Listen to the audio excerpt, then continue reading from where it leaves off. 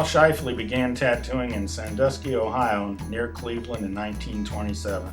His son Dale picked up the business in 1967 and carried it on until 2000. Al's most colorful contribution was the Sandusky Tattoo Club, modeled after Les Skuse's famous Bristol Tattooing Club in England. Throughout their tattoo careers, both Al and Dale kept full-time day jobs. The fact that they tattoo around day jobs should not lead anyone to think that they were amateurs or half-assed in any way. Far from it. They took their work seriously, had a large and loyal clientele, and were highly respected by their peers and customers. The Harley-Davidson Motorcycle Company was in operation for a whopping 8 years when Al Schiefley was born, January 17, 1911, to father Frederick Schiefley, a laborer and city worker, and mother Valerie, a French immigrant. Al would become the eldest of 9 siblings. The family resided at 1501 West Market Street in Sandusky, Ohio. According to his son Dale, Al Schiefley's interest in tattooing began with receiving a tattoo from a carnival artist at the age of 12 or 13 at the local summer fair. As with a lot of us, his parents weren't too happy. The tattoo artist's name at present is unknown and may be lost to time. According to Dale Schiefley, in the off-season, the artist resided in Fremont, Ohio, approximately 30 miles from Sandusky. This is also the person who gave Al Schiefley his start in tattooing. Al found out this guy, quote, was selling him equipment and ink that he wouldn't use himself. You know what I mean, unquote, Dale said. Quote, he was dumping all the junk off on my dad, quote. In 1927, at the age of 15, Al started tattooing professionally from his parents' residence, using his bedroom as a studio. According to the U.S. 1930 census, Al was working in the packing house of J.H. Ruth Pork Products. He was a fortunate young man to be working during the Depression. Going through Al's scrapbooks, photo albums, and letters show that in the early 30s he started corresponding heavily with several suppliers. Among them were Professor Charles Wagner, E.J. Miller, and Percy Waters.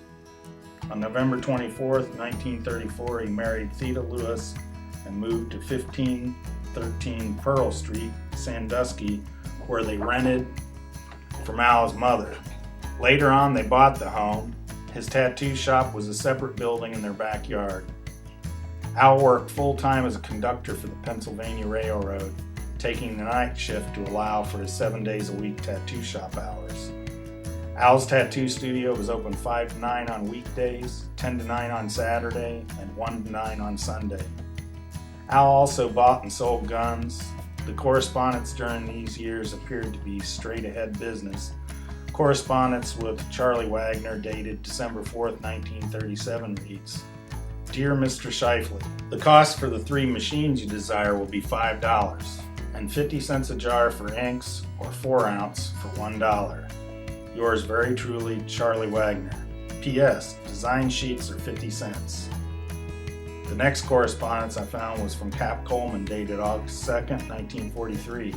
Again, it's straightforward business, but it also shows the kinship that existed among tattoo artists of the day. Glad to know you received the bag okay. Brown is $2 quarter pound, $3 a half pound. As I advised, you use storage batteries to run the machines. Machines run better and you can do better work. Transformer, no good. You put the machines on the bum with that transformer. Machines are adjusted for batteries. With the transformer, you're using AC current. The machines require DC current. You get it from batteries. I use batteries myself. All good tattoo work is done with batteries, not transformer. Coleman. P.S. Charge them plenty for your work. The 1950s would prove to be a very exciting decade for Al Schiefley. Dale remembers his father remodeling the shop in 1953. 9 years old at the time, Dale helped by staining the frames that would display the commercial design sheets that Al Schiefley and Mac McCullen collaborated on. The design sheets were printed from negatives on photo paper Where the originals are is anyone's guess. Sandusky has always been a vacation spot, so in the summer the Schiefleys sold lawn ornaments to supplement their income. Dale has fond recollections of traveling to Cleveland to buy these lawn ornaments from Cleveland businessman E.B. Newman. According to Dale, Newman had seen a bit in the newspaper about Les Skuse, a British tattoo artist and president of the Bristol Tattooing Club. Al started corresponding with Les in 1953. They became fast friends. Al knew a good idea when he saw one and started the Sandusky Tattoo Club in November of 1954. In 1955, he traveled to England to be the guest of honor at the Bristol Tattooing Club's unique party at a pub called the Cornish Mount in Pennywell Road, Bristol. On the flight over, Dale said Al read an article on racehorses being stolen and the new practice of tattooing identifying marks inside their lips. Dale quoted his father as saying, quote, "If horses, why not people?" unquote.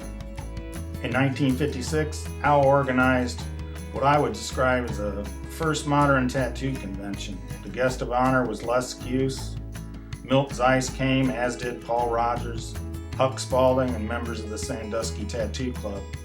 Dale recalls Paul Rogers in 1956 describing him as very athletic.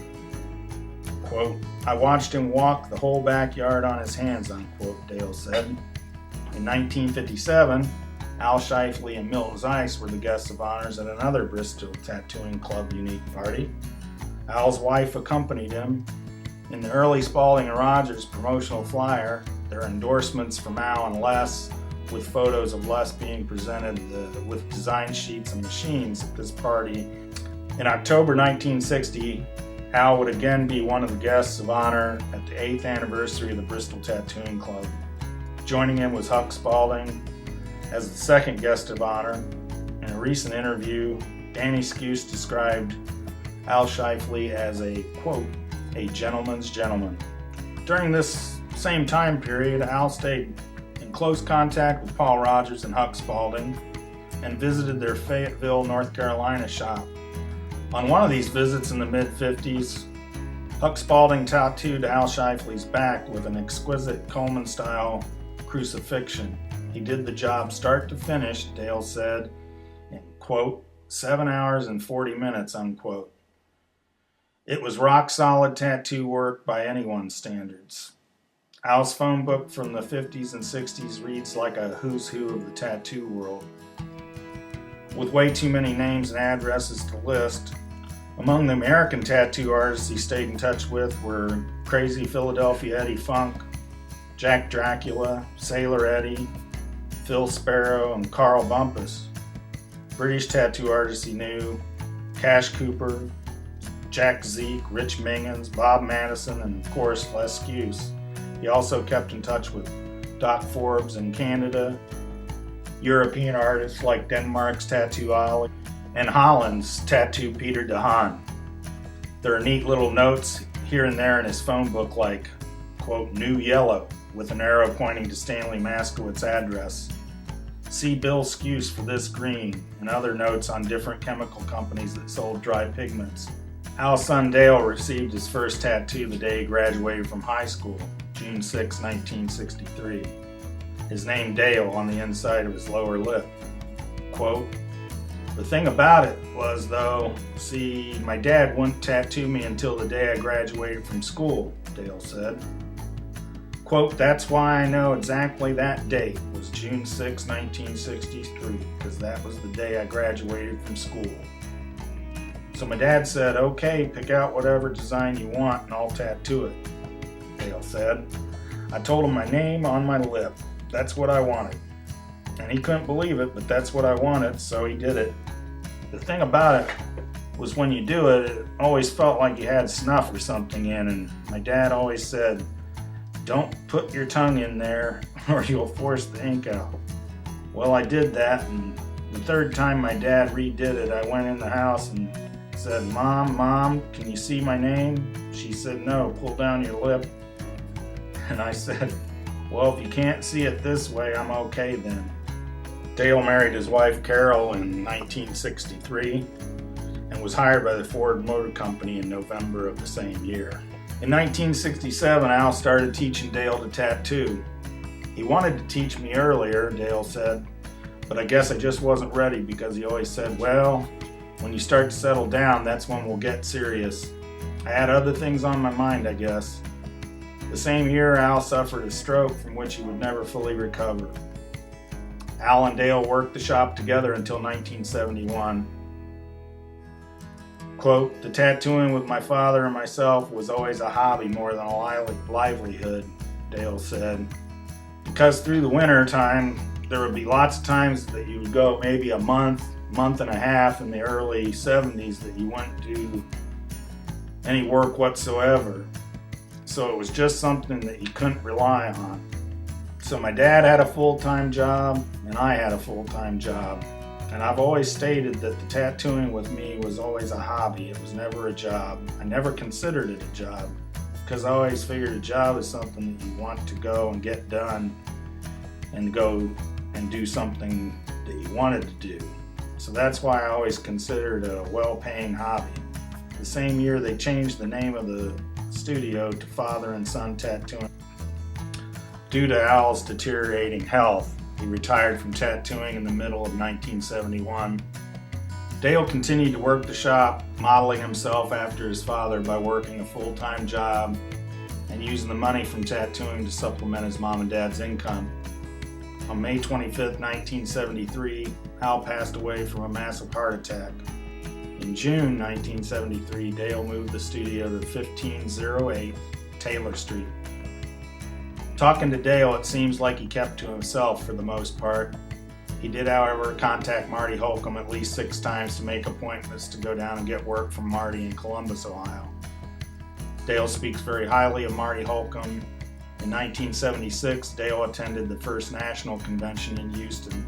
He said he didn't care much for the neighborhood around the hotel, but he did enjoy himself. He has fond memories of talking with Lyle Tuttle and said, he was always a hell of a nice guy. I asked Dale if he felt the shift in the late 70s and earlys to find single needle work. My customers stayed pretty much the same, he said. If someone wanted fine line, I'd do it, but the majority of the people who I was still tattooing wanted traditional stuff.